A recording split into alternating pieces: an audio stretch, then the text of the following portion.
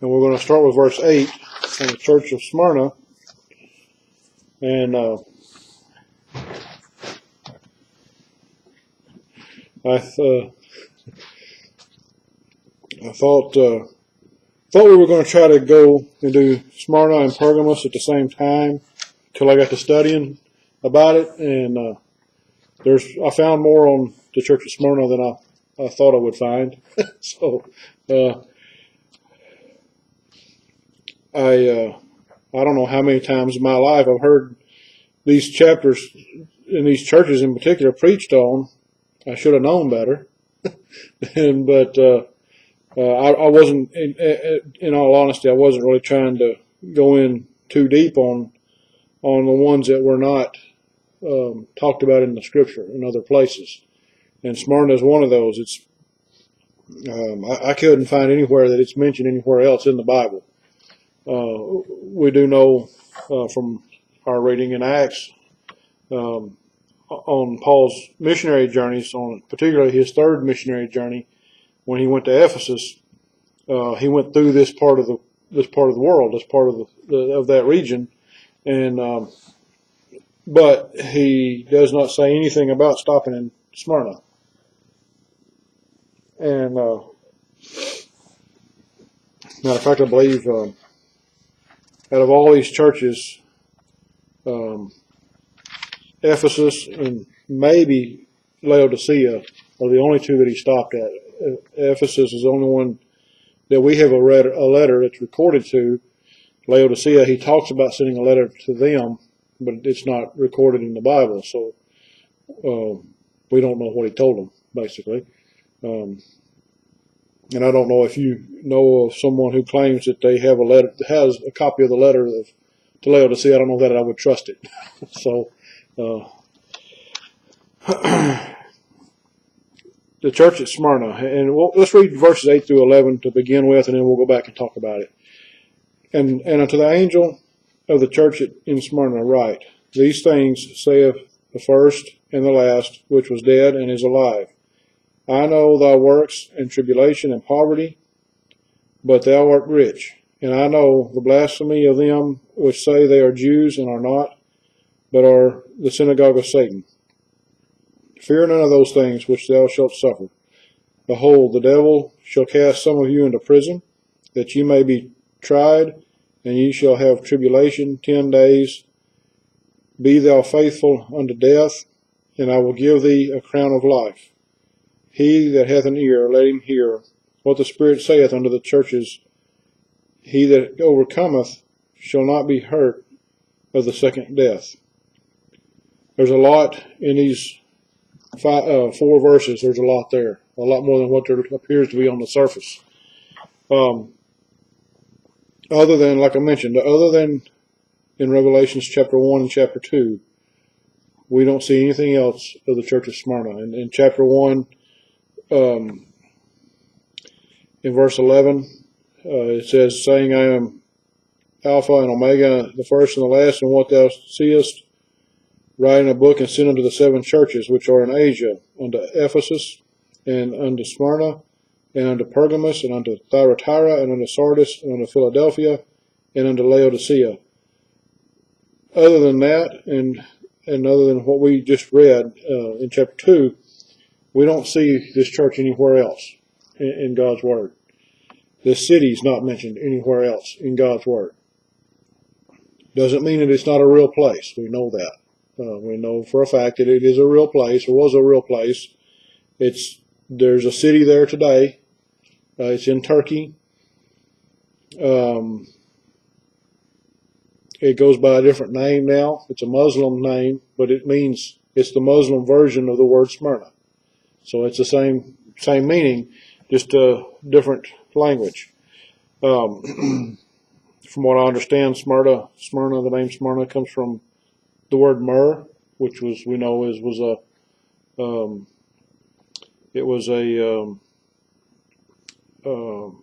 do you call it?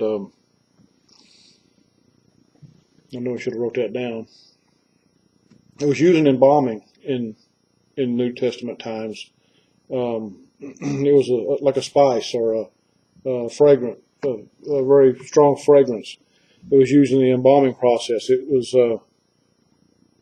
remember, frankincense and myrrh were given at our Lord's when the wise men came to see the young child, and our Lord when he was a young child. That's where we know the name from. It's a natural substance. It's not made by man. But anyway, if you look at the map, if I still have my map in here, yes I do. You look at the map, and you see where this church is located, or if you have a map in the back of your Bible, on Paul's journeys, it'll show it there. Smyrna, like Ephesus, was at the coast of the Aegean Sea and was a port city. There was a harbor there. And this map doesn't really, it's kind of hard to tell because the word Smyrna is right where you need to look for the harbor, but it was a harbor that was the way it was naturally formed. It was easy. It was easy to defend against attack. So it was a popular. Everybody that had ever controlled that area, it was a popular place because they could ship in and out of there and were able to defend it easily also.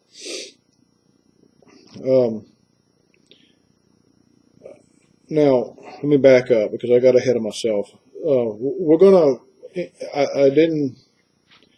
I don't like to use extra biblical writings that often in sermons, but in this case, it's going to be for historical facts.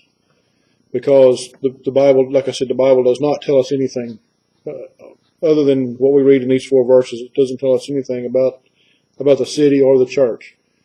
So, and speaking of the church that was there in extra biblical writings, you have to be very careful because this is one of the churches that Roman Catholicism has stolen from the true church, the lineage of the true church. Not just Roman Catholicism, but also Greek Orthodoxy has stolen it. It's the men who are considered the founders of this church that were there in the early days are now, according to Roman Catholicism and Greek Orthodoxy, and even by some Protestants, they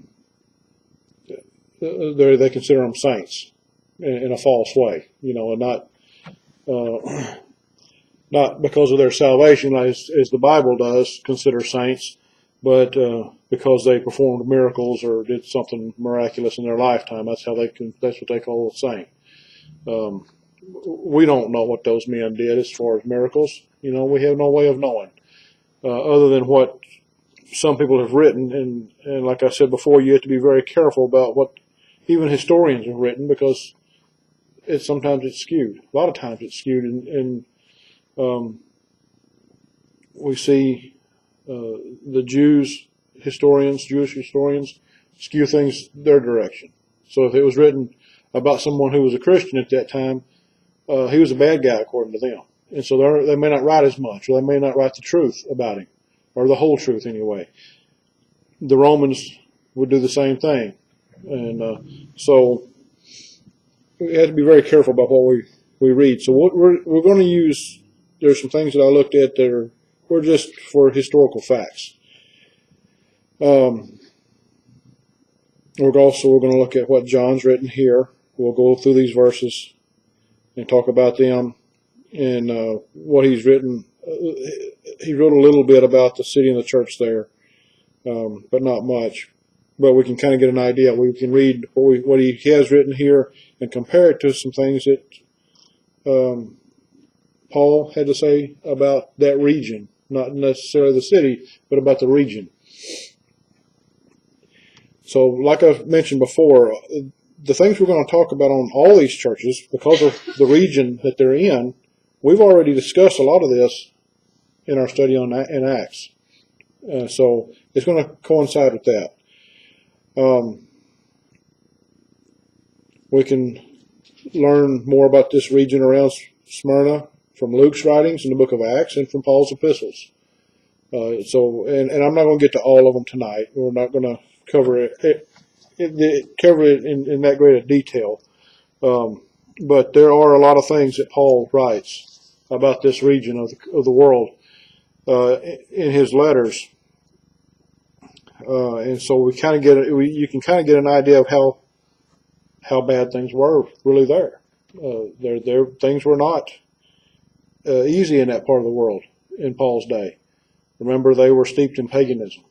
This area of what's now Turkey was controlled by Greece and during the Greek Empire, and even in the early days of the Roman Empire, and even up into Paul and even in John's day, when John was writing Revelation, this part of the world still held on to Greek mythology and their worship of Greek gods, false gods. And so Luke writes of those things. When Paul went to Ephesus, they had a large temple there to the goddess Diana. There were other gods that they had temples to. Smyrna was known for having a large temple to the god Zeus, amongst others. But that was the biggest one there. Smyrna, being only about 40 miles north of Ephesus, more than likely would have also had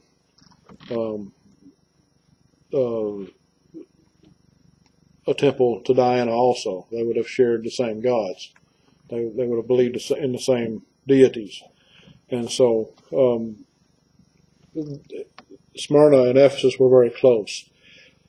We mentioned it was a seaport. It was a harbor well suited for commercial traffic. It was the Romans in particular, in Paul's day in particular, and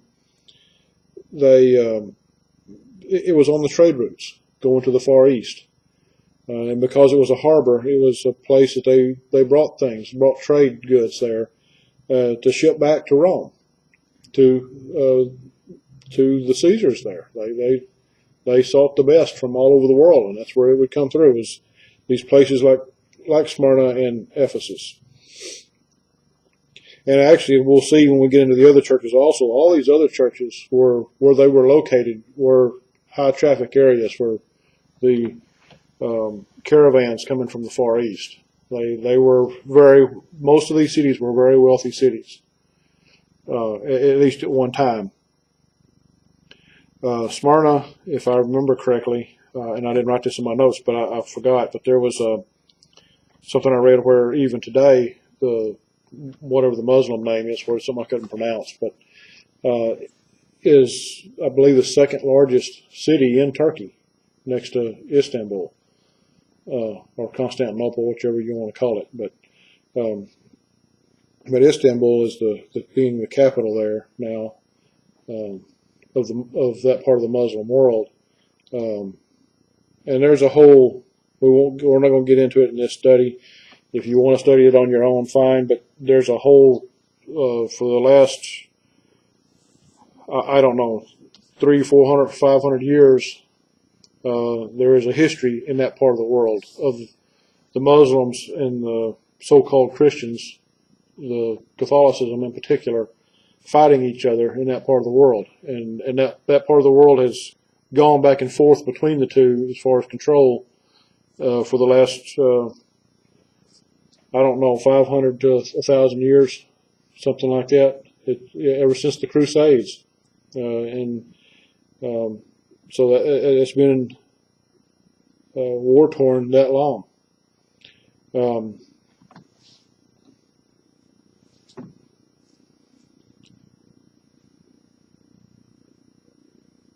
Also, I remember from what we've read in Acts, many of these cities, most of these cities actually, in that part of the world, there were Jews there. They had been scattered over for different reasons. There were different time periods in Israel where they would be scattered, and small groups of them would stay.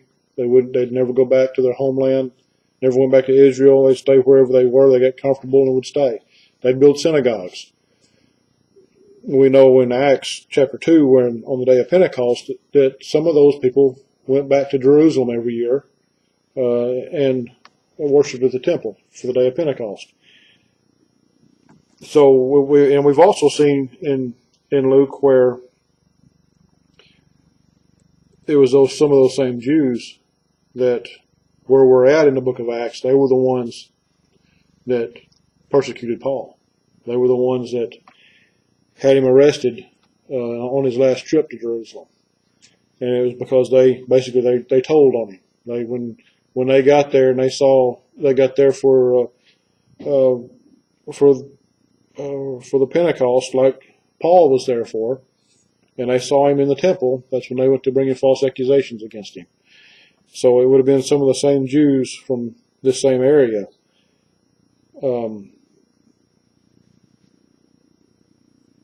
I mentioned this already, most of the scholars and historians believe the church at Smyrna would have been organized on Paul's, or sometime after Paul's either on or after his third missionary journey. It's thought that, we don't believe Paul himself went there. So, we talked about last time with Ephesus. Ephesus was known for sending out missionaries. The church there. Very possible that missionaries went from Ephesus to Smyrna and to these other churches. That is the common thought with historians, Bible historians, is that the church at Ephesus would have sent missionaries out to these places, and these missionaries would have been directly taught by Paul. Some after Paul's missionary journey, we know John. We talked about John had spent a lot of time in Ephesus, lived there for some time, and it's believed that he died there, died of old age there. Possible that John could have been the teacher for some of those missionaries. Timothy was the pastor in Ephesus for a time, and so some of those missionaries could have been taught by Timothy also. That's all speculation. And there's different, like I said, there's different writers that will tell you their side of things. Some say that those are facts, some say that they're not. But it all makes sense that if Paul was that close to the church at Ephesus, and so was John, that it's very possible that these other churches started because of mission works out of Ephesus. Specifically since Paul, and there's no record of John either, going to these places. The most famous pastor at Smyrna was a man named Polycarp. And I had forgotten that. When I got to sit down to study this, I thought, well, for some reason there's something stuck in my mind about Smyrna, but I couldn't remember what it was. And I believe this is it. Polycarp was very popular in his day. He's popular now. There are some things that he wrote. He wrote a few books and a few letters, and supposedly there's copies of those out there still. I don't know how accurate they are, but he lived from, I believe it was 64 AD to 155 AD. He was martyred at Smyrna. He was a student of the Apostle John.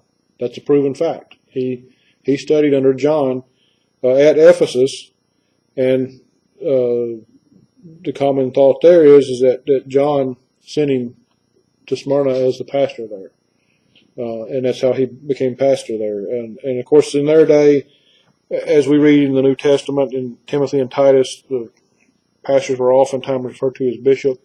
Polycarp was referred to as the bishop of Smyrna. A lot of these cities we know about Ephesus. We studied that last time. These churches were very large. There was sometimes thousands of members. So it makes sense that the order of things, you would have had a bishop there who would have been over elders, and so they would have had multiple elders in the churches because there was a need for it. However, like I mentioned earlier, you have to be careful because much of Polycarp's fame has been distorted and stolen by Roman Catholicism, Greek Orthodoxy, and Protestants. They all claim that Polycarp was where they got their start. And it's not true. Now, I say that. It may be in a roundabout way, because we know they are false religions, false teachers and prophets. It's possible that people down the line after Polycarp that he had taught and people they had taught and so on down the line eventually were led astray. But as far as a direct line like the Baptists have, no. As far as specifically as far as doctrine, we know they did not get their doctrine from Polycarp. It's from everything I've read on the man. Even what the Catholics and the Greek Orthodox say about him, the man was teaching the truth. He preached what John had taught him, and as far as I can tell, he was a true preacher. He was preaching the truth. It was sometime after he was killed that the church there went astray. There were Jews in the city in John's day, or rather, there were those Jews who claimed to have been saved and were members of the church. Now we know Paul talked about that. There were Jews there were Jewish believers. The Lord had saved them, but many of them caused problems in these churches. They were trying to get the Gentiles and the Greeks to follow the law in certain areas of the law, and Paul kept trying to tell them that you can't do that. They've never been taught the law. These Gentiles had never heard of the God of the Jews. They had never heard of the law of Moses. Had never been exposed to these things, and yet the Jews were trying to force it on them. And part of God's grace is that we're not required to follow the law. We have there are aspects of the law that yes, we are, as children of God, we are to follow. But as far as the ceremonial parts of the law that they were trying to force on the churches, they're not necessary. And Paul talks much about circumcision in particular, being one of the ones that there was a big confrontation with that. But these Jews come to find out they were very worldly. Now this is not all of them, but there was a sect of them that were very worldly. They lived contrary to the way a Christian was to live. And in this, in these 4 verses, well, before we get to these Jews, let's look at verse 8. He says, "These things saith the first and the last, which was dead and is alive." We know that's speaking of Christ. So like I said, all these letters are written by Christ. If you've got a red letter Bible, that's where all this is going to be written in red letters. He says, "I know thy works and tribulation and poverty, but thou art rich." Now, I mentioned that these cities were very wealthy places, but at the time that John was writing this, they were in a decline. They had a financial decline because of things in the world, the way things were going in the world. They weren't sending as much stuff back from the Far East, and with the Roman rule, the Romans were taxing everybody. Remember, there was a tax from Caesar at the time that our Lord was born. That was a common thing. They would tax their people to death. And he tells the church here, he says, "I know thy works," speaking of their spiritual works, "and their tribulation." In other words, their persecution that they were suffering from, "and poverty, but thou art rich." He says, but talking about their spiritual wealth. "And I know the blasphemy of them which say they are Jews and are not, but are the synagogue of Satan. So here's where he mentions these Jews we started talking about.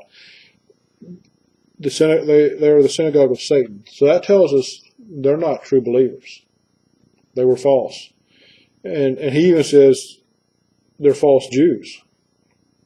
So even though they may be of the bloodline of the Jews, or claim to be of the bloodline anyway of the Jews, they're really not Jews. Spiritually, they're not Jews.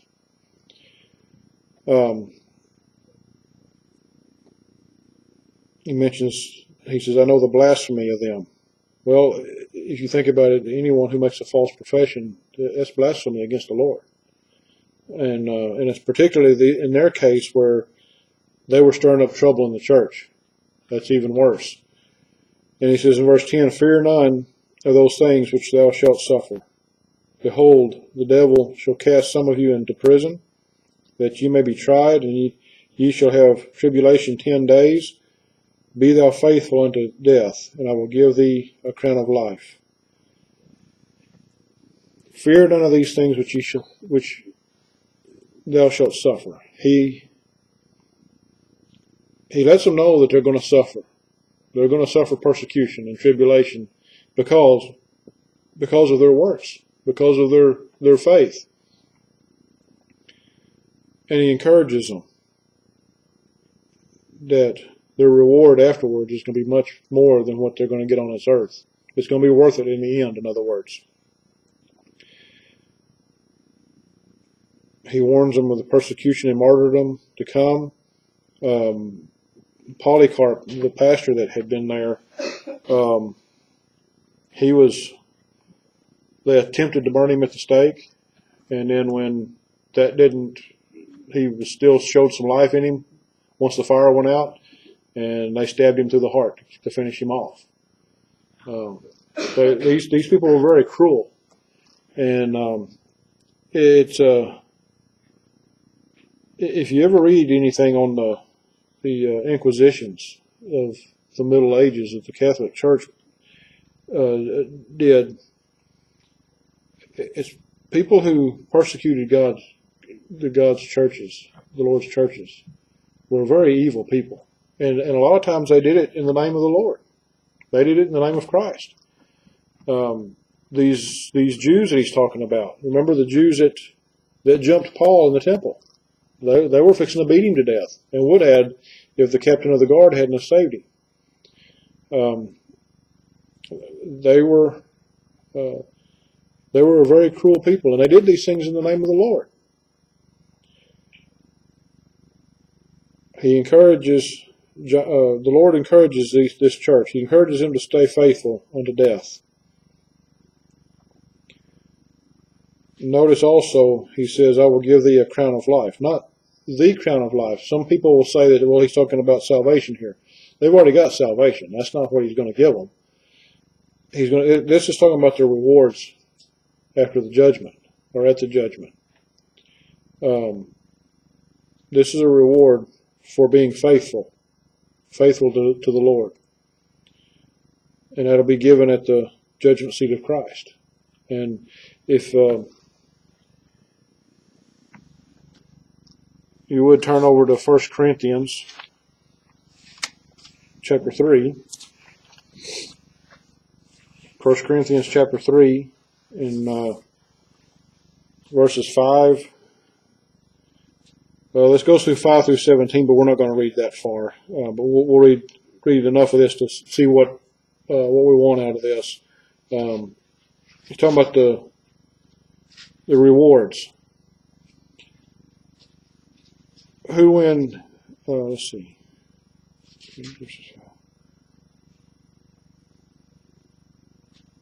Who then is Paul, and who is Apollos, but ministers by whom ye believed, even as the Lord gave to every man? I have planted, Apollos watered, but God gave the increase. So then, neither is he that planteth anything, neither he that watereth, but God that giveth the increase. Now he that planteth and he that watereth are one, and every man shall receive his own reward according to his own labor. He's talking, remember, this is written to one of the Lord's churches. This is not written to lost people. This is talking about the Lord's people. And he says, and every man shall receive his own reward according to his own labor. He's talking about spiritual labor. For we are laborers together with God. Notice Paul puts in there the word we. He includes himself. This is the Lord's churches that he's speaking to here. Ye are God's husbandry, ye are his building, ye are God's building, according to the grace of God which is given unto me. As a wise master builder, I have laid the foundation, and another buildeth thereon, but let every man take heed how he buildeth thereupon. Let's skip down to verse 12. Now if any man build upon this foundation gold, silver, precious stones, wood, hay, stubble, every man's work shall be manifest, for the day shall declare it, because it shall be revealed by fire. And the fire shall try every man's work of what sort it is. If any man's work abide which he hath built thereupon, he shall receive a reward. If any man's work shall be burnt, he shall suffer loss, but he himself shall be saved. Yet so as by fire. There again, he's not talking about our salvation, he's talking about our rewards.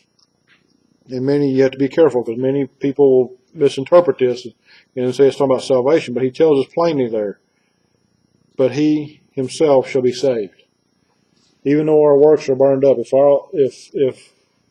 we are not deserving of any rewards, even though if our works are burned up, if our works were in vain, it doesn't mean we lose our salvation. The Lord promises that we'll never lose our salvation. It just means that we're not going to have the rewards that others are going to have. Romans chapter 14.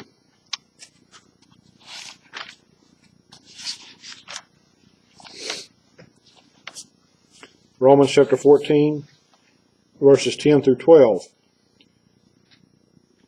But why dost thou judge thy brother? Or why dost thou set at naught thy brother? For we shall all stand before the judgment seat of Christ. For it is written, As I live, saith the Lord, every knee shall bow to me, and every tongue shall confess to God. So then, every one of us shall give account of himself to God. Notice he says, so then every one of us. Paul includes himself. He's talking to us, the Lord's people. Shall give an account of himself to God. Now we know the lost are going to do that also, but that's a different judgment. But here, he's talking to God's people. We're going to be judged for our works and rewarded for our works. 2 Corinthians chapter 5.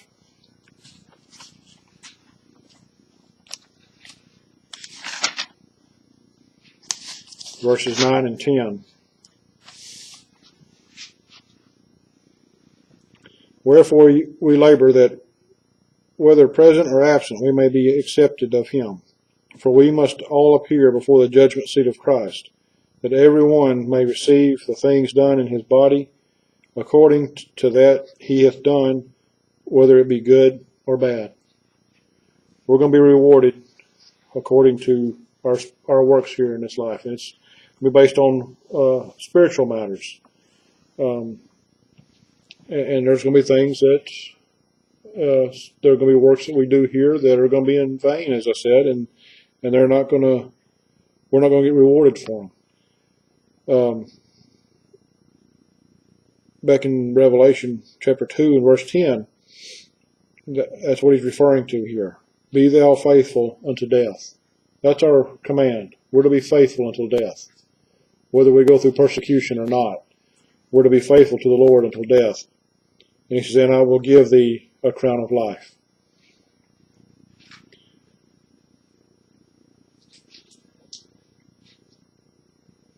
And then in verse 11, notice he says in the last part, he that overcometh shall not be hurt of the second death. Remember, before I go on. Remember, we're reading of things to come. Now, these are to these 7 churches, and what's happened to them has already come. We know that because they're no longer there, for one. But John wrote, or not John, but the Lord had John write these things to these 7 churches. But he says, he that overcometh shall not be hurt of the second death. What is the second death? That's in Revelation chapter 20.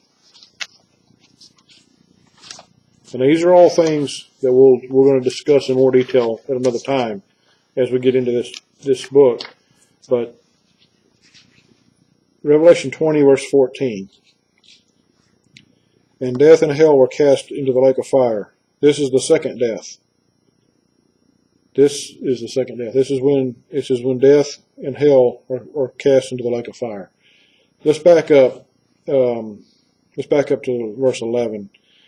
And I saw a great white throne, and him that sat on it, from whose face the earth and the heaven fled away, and there was found no place for them. And I saw the dead, small and great, stand before God, and the books were opened. And another book was opened, which is the book of life. And the dead were judged out of those books. The dead were judged out of those things which were written in the books, according to their works. And the sea gave up the dead which were in it, and death and hell delivered up the dead which were in them. And they were judged, every man according to their works. And death and hell were cast into the lake of fire. This is the second death, and whosoever was not found written in the book of life was cast into the lake of fire. Now, notice there's other books. There's no more than just the book of life. There's other books that they're going to be judged out of, but the book of life has the final say. If they're not in the book of life, that's it. They're going to be cast into the lake of fire. The word death here in these verses is referring to, you notice it says death and hell. And if you read this in its context, that's why I went back and read verse 11. If you look at this and see this word death, I believe is referring to those unsaved, those who are not God's elect, who are still alive at this point, that have not physically died. The ones who have physically died are the ones, it talks about hell. They're the ones that have been in hell all this time, since their physical death. You have death, we've seen the illustrations of what it would look like if we could look through the eyes of God, of people that are walking around on the earth, and you see all these dead people walking around. That's what kind of come to mind when I was reading this, and this word death that's used here a few times is referring to those who are not saved, who are not believers, who are never going to be believers. Their souls are spiritually dead. And this word hell is referring to the ones who have already physically died and gone to hell. Hell's going to empty itself out at this point. And death and hell, those who were still alive at this time, and those who were dead and in hell, physically dead and in hell, are going to be judged. They're going to be brought together and judged at this time. It's the great white throne judgment. And this, he says, this is the second death. When they are cast into the lake of fire, where they're going to be for eternity. This is the second death. And he tells us, if we go back to chapter 2, in verse 11, he says, he that overcometh what? He's talking about those who are saved, those of God's elect, shall not be hurt of the second death. If we're God's elect, we're not concerned about the second death that he's referring to. We're not going to be thrown into the lake of fire. We know that. We have that assurance. But there will be those who will be. In his ending to this letter, to this 4-verse letter to this church, he says, he that hath an ear, let him hear what the Spirit It's the word Spirit's capitalized, so it's the Holy Spirit, saith unto the churches. Now, he says churches here, meaning more than one. And one of the common thoughts on these letters, is that because he lists the church at Ephesus first, that the book of Revelation was a letter written to these churches. We know that he tells us that. We've already discussed that. But this letter would have been sent to the church at Ephesus first, and then passed around to the other churches. That's very possible. I mean, that's we see Paul did that. Paul would write a letter to a church, and he would tell them, when you're done with it, pass it to somebody else. Pass it to the next church in line. Remember, we studied the church of Colossae, and he told them that when they finished their letter to pass it to Laodicea, and when Laodicea finished their letter to read it.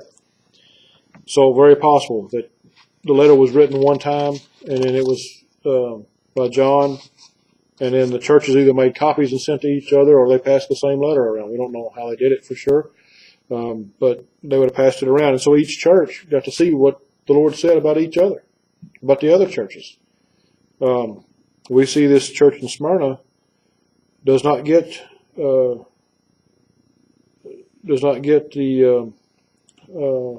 rebuke that the church in Ephesus did. Remember, the church at Ephesus had lost their first love, and the Lord threatened to take their candlestick away. The church at Smyrna, he commends them for their works and for their and comforts them and gives them encouragement and warns them of things that are coming. You're going to suffer these things, but remember who you are. Remember, stay faithful to the Lord through all these things. So we'll stop there for tonight. We'll start with the letter to the church at Pergamos. I guess, next, Lord willing, next Sunday evening.